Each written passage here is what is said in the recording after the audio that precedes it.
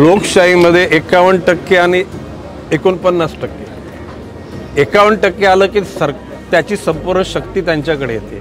2%चा फरक असतो परंतु विरोधकांकडे शून्य राहतो. लोकशाहीमध्ये एक मताने जरी विजय झाला तरी विजयच असतो, एक मताने जरी पराभव झाला तर पराभव असतो. आम्ही या ठिकाणी श्री नरेशजी म्हस्के यांच्या विजयाकरता सगळेजण प्रयत्नशील आहोत आणि तो विजय होईल असा आमचा विश्वास आहे.